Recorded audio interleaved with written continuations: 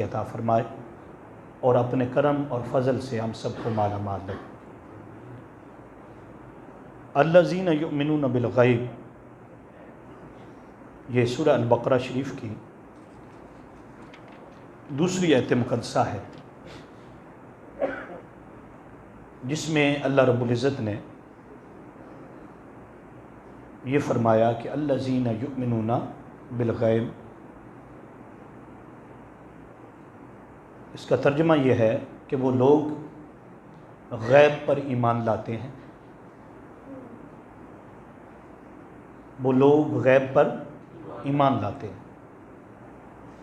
جب ہم ذرا پیچھے جائیں گے تو سورہ فاتحہ شریف ہوگی، اس کے پیچھے کیا ہے؟ سورہ فاتحہ شریف۔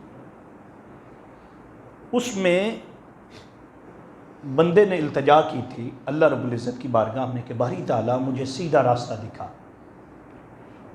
اور راستہ ان لوگوں کا جن پر تیرا انعام ہوا۔ اللہ پاک نے اس دعا کو قبول کیا اور فرمایا کہ آ بندے میں تجھے راستہ دکھاتا ہوں اور اپنے انعام یافتہ بندوں کی علامات نشانیاں بتاتا ہوں۔ تو سورہ البقرہ شریف کو شروع یہاں سے کیا، الف لام میم یعنی حروف مقطعات، پھر فرمایا کہ ذالک الکتاب لا ریب فیہ ھدی للمتقین، فرمایا یہ وہ کتاب ہے جس میں شک نہیں ہے، یعنی جو کچھ تو آگے پڑھے گا وہ حق ہی حق ہے، شک اور شبہ کی گنجائش نہیں ہے۔ اس کو بیان کر کے آگے قرآن پاک فرماتا ہے کہ میں تجھے بتاتا ہوں کہ الذین یؤمنون بالغیب، کہ ایمان والوں کی پہلی نشانی یہ ہے کہ وہ غیب پر ایمان رکھتے ہیں۔ کس پر ایمان رکھتے ہیں؟ پکا ایمان ہے ان کا غیب پر۔ اب یہاں غیب سے مراد کیا ہے تو یاد رکھ لیں، اللہ پاک نے علم کے اصول کے ذرائع رکھے ہیں۔ علم کے اصول کے ذرائع کتنے ہیں؟ سن لیں، 5 ذرائع ہیں علم کے اصول کے۔ کتنے؟ اگر کسی انسان نے علم حاصل کرنا ہو تو وہ کیسے کرتا ہے؟ ہمارے نزدیک جو عام چلتے ہیں وہ کیا ہوتے ہیں؟ 2۔ کتنے؟ ہم علم حاصل کرنے کے لیے زبان استعمال کرتے ہیں اور پڑھتے ہیں، اور علم حاصل کرنے کے لیے اور کیا ہوتا ہے؟ پہلے سنتے ہیں پھر اس کو پڑھتے ہیں۔ اللہ پاک نے کل علم کے ذرائع جو رکھے اصول و علم کے، جسے حواس خمسہ کہا جاتا ہے، وہ 5 ہیں۔ کتنے؟ سب سے پہلے اللہ پاک نے 5 ذرائع میں جی چیز رکھی وہ ہے علم باصرہ۔ علم باصرہ یہ کیا ہے؟ دیکھنا ہے، دیکھ کر علم آتا ہے، دیکھ کر اگر کسی چیز کو دیکھیں گے نا تو پھر ہمیں علم آئے گا۔ اسی طرح آگے پھر اللہ رب العزت نے حواس خمسہ میں سے ایک چیز رکھی، وہ کیا ہے؟ قوت سمع۔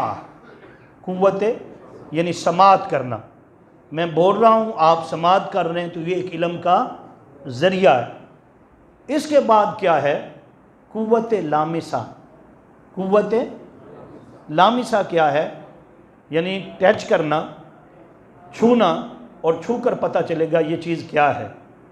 بعض لوگ دیکھتے ہیں ان کے پاس آنکھیں نہیں ہوتی، بعض لوگ ایسے ہیں کہ ان کے پاس سماعت بھی نہیں ہوتی، تو وہ ہاتھ لگا کر بتا دیتے ہیں کہ یہ چیز کیا ہے، تو وہ ہاتھ سے علم آتا۔ اسی طرح پھر ایک کہ قوت ذائقہ۔ قوت ذائقہ یعنی وہ کیا ہے؟ چکھ کر کوئی بھی چیز ہے وہ کڑوی ہے یا میٹھی ہے، اس کا ذائقہ کیا ہے؟ اللہ نے ہر ایک چیز کا ذائقہ رکھا ہے، تو ہم ذائقے سے چیک کر سکتے ہیں کہ یہ چیز کیا ہے۔ جسے نہیں سنائی دیتا، جسے نہیں دکھائی دیتا، وہ بھی کیا ہوگا؟ قوت ذائقہ کے ذریعے بتائے گا کہ یہ چیز کیا ہے۔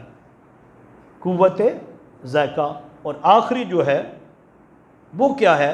قوت شامہ، یعنی سونگھ کر بتانا۔ کیا ہے؟ یہ کتنے ذرائع ہو گئے؟ یہ ہیں علم کے ذرائع۔ جو ہم ماننے کے لیے تیار ہیں. اگر کوئی چیز اس میں فٹ نہ آئے، یعنی جو ہم سن بھی نہ سکیں، جس کو ہم دیکھ نہ سکیں، جس کو ہم سونگھ نہ سکیں، جس کو ہم لمسہ جو ہے وہ ٹچ نہ کر سکیں، تو پھر اس کا علم میں آنا کیا ہے؟ یاد رکھ لو، علم غائب کا تعلق جو ہے ان پانچوں چیزوں سے نہیں ہے، ان پانچوں چیزوں سے نہیں ہے. تو غیب کیا ہے؟ فرمایا غیب میں سب سے بڑی غیب والی چیز جو ہے وہ سب سے بڑی بات کیا ہے کہ اللہ رب العزت کی ذات خود غیب ہے، کسی نے نہیں دیکھا، نہ کوئی دیکھ سکتا، نہ کوئی دیکھ سکتا، نہ ایسی آنکھ اللہ نے پیدا کی اس دنیا میں اس کا احاطہ کر سکے، اسے دیکھ سکے. کوئی ایسی آنکھ نہیں ہے سوائے میرے اور آپ کے آقا صلی اللہ علیہ وسلم کو، جو اللہ رب العزت نے قوت باصرہ عطا فرمائی کہ آقا علیہ السلام نے دیکھا اور دیکھ کر اس کے پھر احوال جو تھے وہ بیان کیے.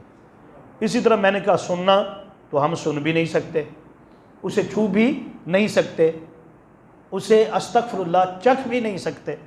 یہ سارے معاملات جو علم کے، ان میں سے ایک بھی چیز ہمارے پاس نہیں، لیکن ہم مانتے ہیں. ہم کیا؟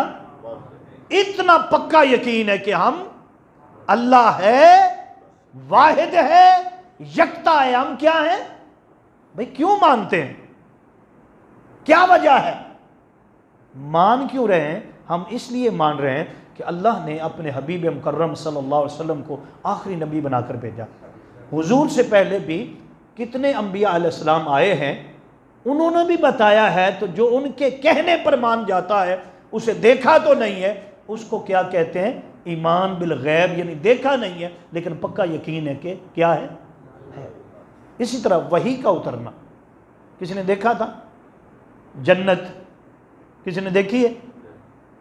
لیکن من و عن جو آپ سنتے ہیں جنت اتنی بڑی ہے، یہ ساری چیزیں مانتے ہیں کہ نہیں؟ الحمدللہ.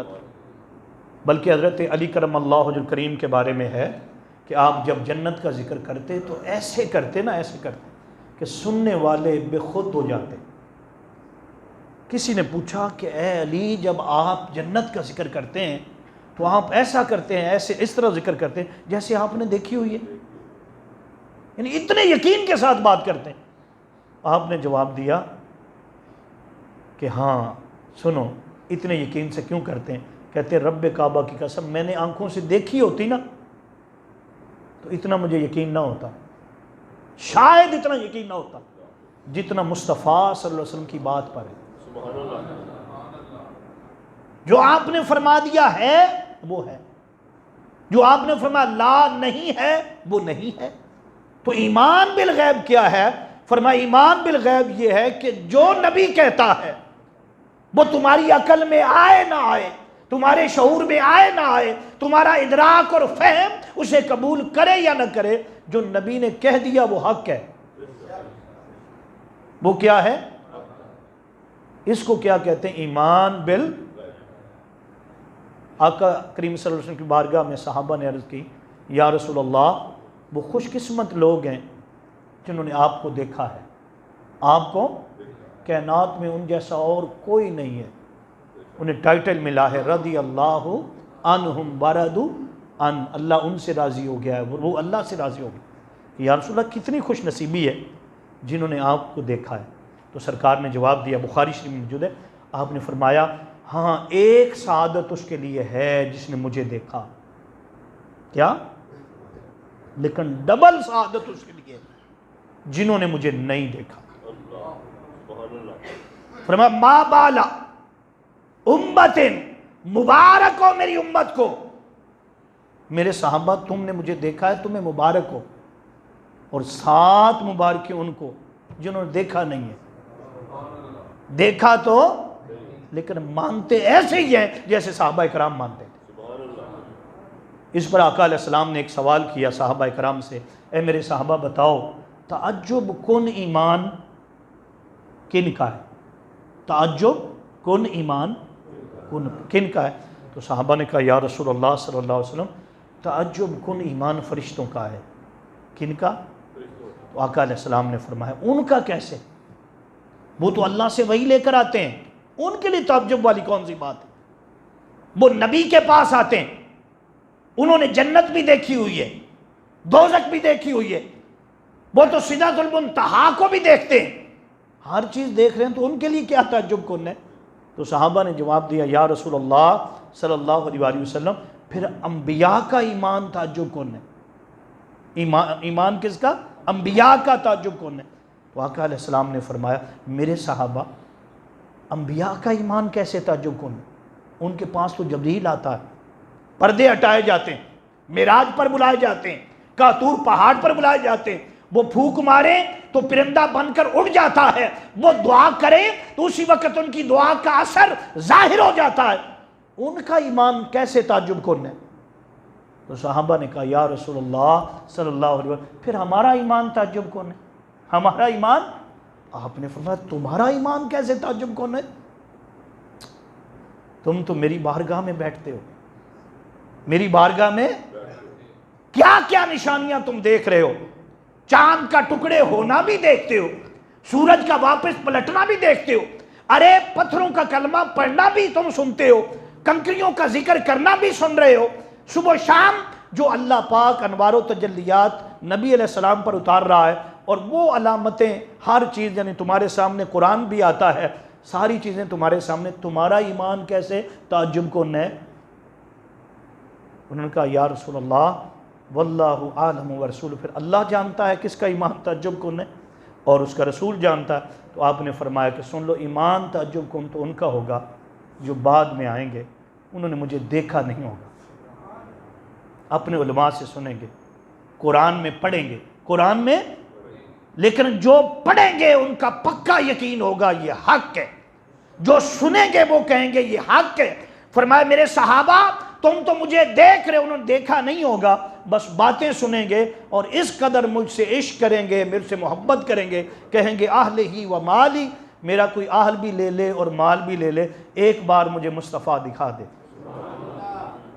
تو فرمایا ایمان بالغیب کیا ہے کہ دیکھا کسی نے لیکن مانتے ہیں، جنت ہے، دوزخ بولے بھائی، فرشتے، ہر چیز جو قرآن پاک نے کہہ دی وہ کیا ہے؟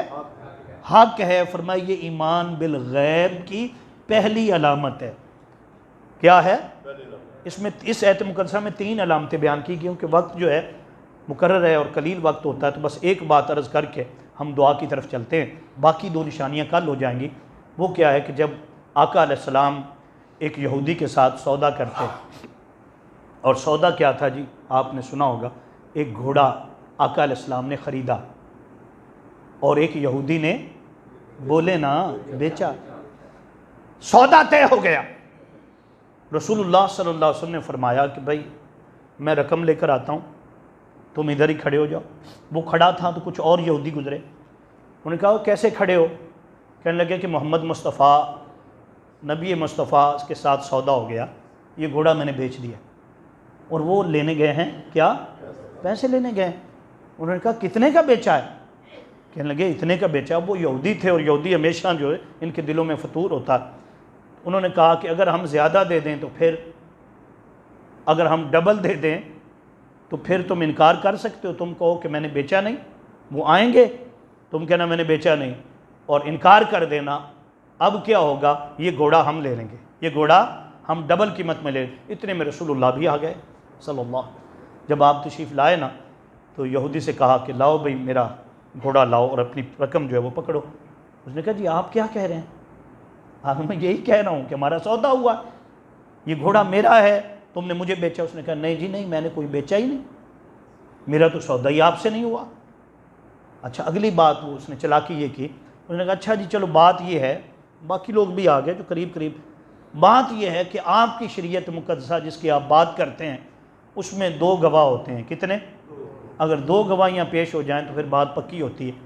اگر آپ 2 گواہیاں پیش کر دیں تو ہم یہ گھوڑا آپ کو دے دیں گے اور آپ نے سودا ہمارے ساتھ کیا ہے، لیکن اگر 2 گواہیاں آپ کے پاس نہیں ہیں تو پھر آپ یہ بات جو کہہ رہے ہیں نا اس کو ہم ماننے کے لیے تیار نہیں ہیں۔ تو اب جب حضور کا سودا ہوا تھا اس یہودی کے ساتھ تو کوئی اور صحابی وہاں پر موجود اور کوئی ان کا بھی دوسری طرف سے بھی کوئی شخص موجود نہیں تھا۔ یہ بات ہو رہی تھی تو حضرت خزیمہ جو تھے وہ آ گئے، انہوں نے کہا ہاں میں گواہی دیتا ہوں۔ انہوں نے کہا جی 2 گواہ، اور وہ کہنے لگے 2 گواہ ہوتے ہیں، اگر آپ ایک بھی پیش کر دیں گے نا تو ہم آپ کی بات مان جائیں گے۔ حضرت خزیمہ انہوں نے کہا جی میں گواہی دیتا ہوں، میرے محمد مصطفیٰ نے، میرے حبیب نے ہاں جی یہ گھوڑا خریدا ہے، اور اے یہودی تو نے یہ گھوڑا، تو شرط کیا تھی؟ گواہ کتنے ہوتے ہیں؟ اگر تم ایک بھی پیش کر دو تو یہ گھوڑا ہم آپ کو دے دیں گے۔ تو اب گواہی آ گئی، ہاں جی جب گواہی آ گئی تو انہوں نے مان گیا یہ بات۔ انہوں نے کہا ٹھیک ہے جی، اب ہر بندے کا کوئی قول تو ہوتا ہے نا، اگرچہ یہودی تھے لیکن جو بات کر دی اب وہ اس بات پر آگے۔ انہوں نے کہا ٹھیک ہے جی یہ گھوڑا ہم نے بیچا ہے اور آپ اس کی رقم دیں۔ حضور اکرم صلی اللہ علیہ وسلم نے گھوڑا لے لیا اور پھر حضرت خزیمہ سے کہا علیحدگی میں، اے خزیمہ جب ہمارا یہودی کے ساتھ سودا ہوا تھا تو نہیں تھا، تو نے کیسے گواہی دے دی جب تو پاس ہی نہیں تھا؟ اس نے کہا یا رسول اللہ صلی اللہ علیہ وسلم اتنی بڑی گواہی میں آپ کے کہنے پر دیتا ہوں، وہ کیا اشہد اللہ الہ الا اللہ و اشہد ان، میں نے کوئی نہیں دیکھا ہوا، نہ میں نے جنت دیکھی نہ میں نے دوزخ دیکھی، جو آپ نے کہہ دیا میں مانتا ہوں حق ہے۔ تو جب آپ اتنی بڑی بات کر رہے ہیں، ہم اس کو مان رہے، اس کی گواہی دے رہے ہیں، تو یہ گواہی کیوں نہ دوں؟ آپ نے کہہ دیا میں نے خریدا ہے، ہاں جی، اور آپ نے کہہ دیا اس نے بیچا ہے، تو حضور میرے لیے یہ گواہی کافی، ہاں جی، تو میں اس بات پر گواہی دے رہا ہوں۔ تو آقا علیہ السلام نے فرمایا ہر گواہی کے اندر 2 بندے ہوں گے، کتنے جی؟ لیکن فرمایا خزیمہ کی گواہی جو ہے نا یہ 2 کے برابر ہے۔ کیا ہے؟ تو ایمان کی پہلی علامت کیا ہے؟ ایمان۔ اب اگر میں یہ بتانا شروع کر دوں آپ کو غیب کیا ہوتا ہے، غیب کو کیسے ماننا چاہیے، کیا نبی علیہ السلام کو غیب ہے، کتنا غیب ہے کتنا نہیں ہے، تو یہ پوری بحث موجود ہے، لیکن انشاءاللہ تعالیٰ کوشش کریں کہ مزید جتنی چاہیے ہوگی تھوڑی بہت جو ہاں جی درکار ہوتی وہ ضرور اس پر گفتگو ہو۔ اللہ پاک ہمیں عمل کی توفیق عطا فرمائے اور ہمیشہ سرکار کی پکی اور سچی غلامی عطا فرمائے۔